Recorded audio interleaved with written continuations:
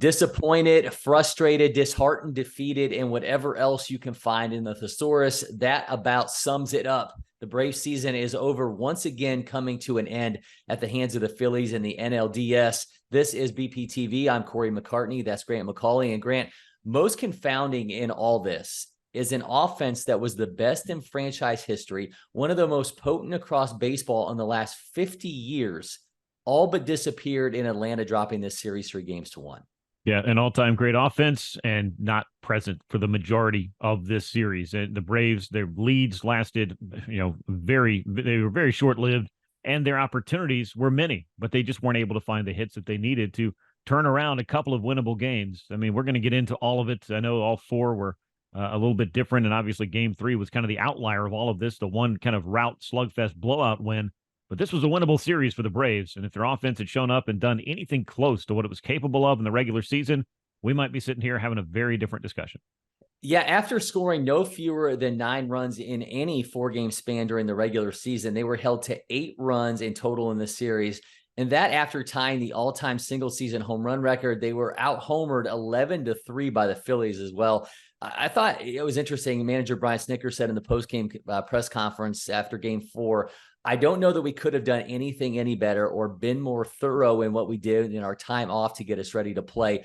Other than the fact that when you're doing that, the adrenaline and playing for something that's not there, that's a big deal. Now, the Phillies obviously had been right in the fight to get to this point. That despite the Braves' best efforts with those simulated games, the layoff clearly mattered. And a team that had an MLB best 845 OPS during the regular season was a collective 519 in this series, hit just 186 with 34 strikeouts. I mean, it was just one thing after another offensively, just did not line up for what we saw over 162 games. No, it did not. And the layoff, it's got to be a factor in it. But by the time you got to Game 3 and Game 4, I don't know that you could really point the finger at the layoff being the one thing that was holding the Braves offense back. They quite simply had their chances. There were a couple of moments you thought maybe Ronald Acuna Jr. with the bases loaded in Game 4, driving one out to the warning track.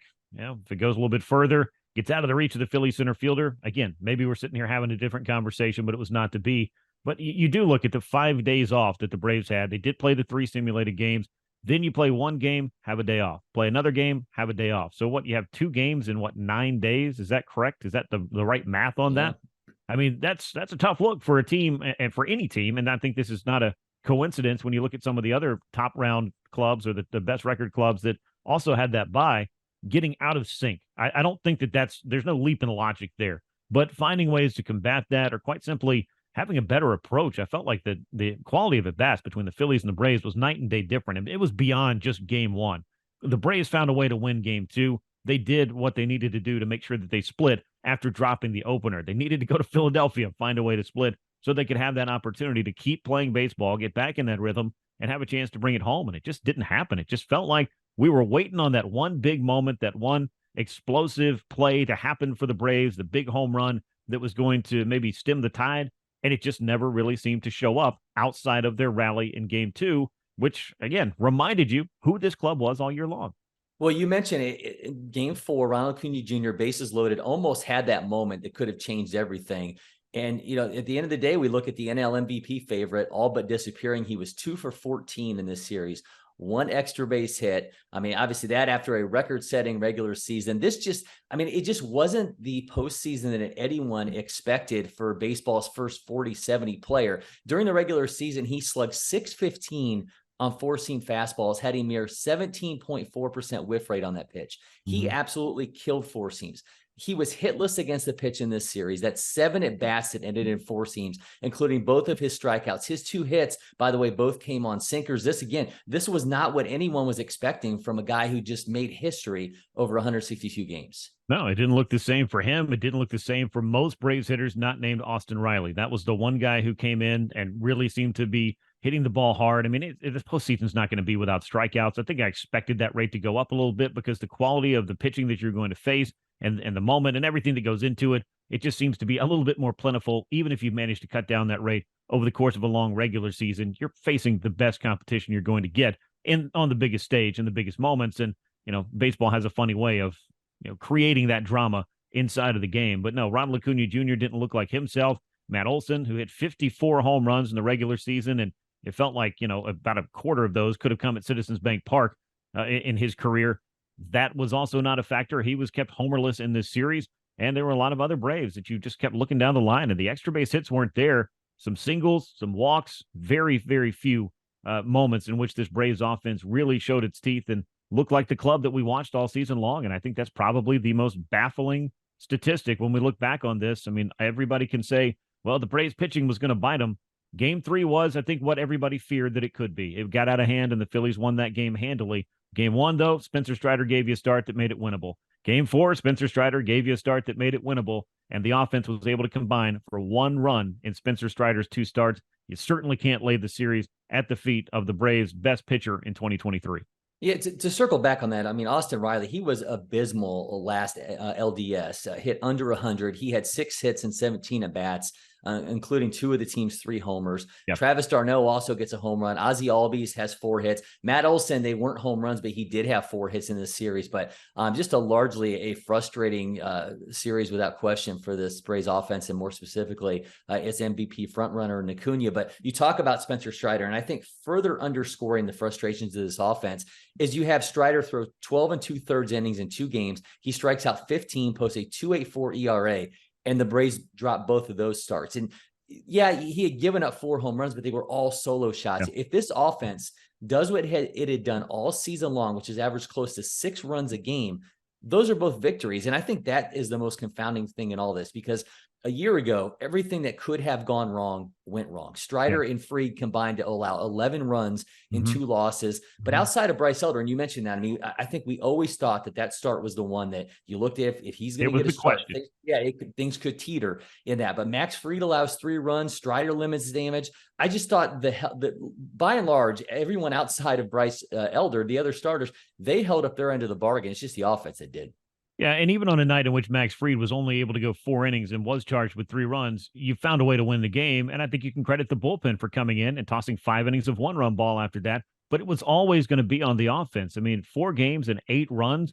I've seen the Braves score 8 runs in the same inning at times. It just feels like they're capable of batting around and putting half a dozen on the board, at least in some of these games. Now, you don't expect that to be the rule in the postseason, but the Phillies showed by what they did in Game 3, it is possible to get on that roll, and we just saw it so many times from the Braves this year. It was just frustrating, I know, to see it be completely absent from the playbook for Atlanta over the course of this postseason run. Michael Harris had a really tough series.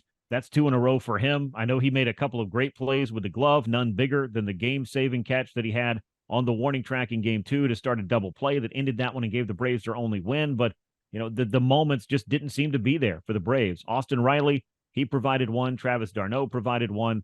Outside of that, it was just really hard to see this Braves club come in with so much it had accomplished over the course of the season, and feeling like, even with some question about the starting rotation, that it had the firepower to maybe overcome that. I'm with you. I don't feel like you can look and say, well, the pitching wasn't enough. Game 3 was what it was. Nobody was expecting, I think, a sweep of the Phillies based on how tough these teams have been head-to-head against one another, the history from last year. But to say all of that, Corey, I bring it down to this.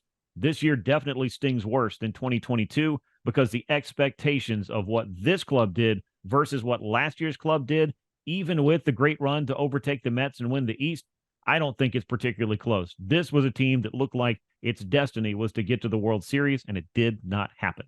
Well, look, I mean, the wounds are so fresh that nobody wants to take that step back yet. And I mean, I get it. It's wildly frustrating, demoralizing, considering all that this team accomplished. Yep. But 104 wins, he tied the all-time home run record. Mentioned Acuna in 40-70. Matt Olson sets the franchise record for home runs and RBI. Spencer Strider sets the modern-day strikeout mark. This was a ridiculous regular season, including a 6th straight NL East title. And I think remembering that is going to be tough for the time being, but this was a kind of Brave season that, Grant, I mean, frankly, the likes of which no one had ever seen before. We may never see it again. And I think the point of getting to when you can appreciate that, it's going to be a while. And I ultimately, I don't know, how are we going to view the totality of the 2023 Brave season? Well, it's going to feel like a missed opportunity, because it was. And I think that ultimately, and unfortunately, if you're a fan of all the things they did in the regular season, which you certainly should be, because I'd much rather watch a baseball team doing that for 162 games than watch one that's, bound to lose 100 games, has no superstars, and it's just a tough watch with 5 or 6,000 people paying to see it and not even that many in the stands. I mean, the Braves are in a place where they want to be when it comes to having that foundation built, having, I think, a culture of winning that has been built over years, having won the World Series not too long ago. But as we know with this sport, and as we know with, I think, probably baseball and life, what have you done for us lately? Were you able to meet those expectations? Were they able to meet their own expectations? Because the disappointment goes beyond the fan base. I mean, you think those guys in that clubhouse wanted to play 4 postseason games after what they accomplished and what they built and go home and have to think about how they didn't get it done? It's going to be a tough and uncomfortable offseason, I think, for some of these guys. But as is the case, you come back in and try to do it again the next year. But going back down to the bottom of the mountain to have to climb it again and maybe not make it to the top the way they didn't this year, that's going to be something that I think is going to be mulled over by the fans, by the Braves themselves, and of course by the front office as they go out and try to address what ways they can make this club better. I don't think it's a leadership problem. I clearly don't think it's a managerial problem. The Braves offense hits. We're talking about a different series. How do they figure out a way to bridge that gap if they're in another layoff scenario? Will Major League Baseball address that? I don't know. I have no faith in their decision makers really to do anything that I think resembles common sense, so probably not. But I think that this series and the way that things went goes beyond simply saying, well, there was a layoff and the Braves were unprepared. I thought they did everything that they could with the time that they were given to try to keep themselves in some kind of rhythm, but clearly the Philadelphia Phillies were playing at a higher level, and they simply went out and outslugged and outscored and outplayed the Braves. Well, I think the more removed we are from this, I think that some appreciation for all that they did accomplish is going to set in. But I think between the way the series played out, from the offense disappearing to the Orlando Arcia Bryce Harper nonsense that should have been a non-story and ended up being a rallying point for a team and a fan base, the frustration is understandable for anyone inside and outside of the clubhouse. But I don't know that it can be the defining element of this team. I mean, I do think that the difficulty here, though, is separating the disappointment of what we just saw and the notion that anything other than a ring makes for a lost season, because this was wildly successful and it's probably going to end with an MVP for Acuna, a top 4, if not a top 3 finish for Olsen in that voting. Those offensive numbers are going to be the standard going forward. I mean, every Braves team from here on out is going to be trying to chase this Braves team. It's just coming to grips with the fact that the postseason was just so detached from anything that anyone thought this team could have done watching them for 162 games. Yeah, but I mean, the paradigm shifted when the Braves came out of their rebuild more quickly, I think, than anybody could have imagined. It kind of surprised everyone in 2018 and started to put those pieces in place. And you started to see some of the fruits of the labor of rebuilding the farm system and the drafts and all the players that were developed that have become stars for this Braves team. And it's not just Ronald Acuna Jr.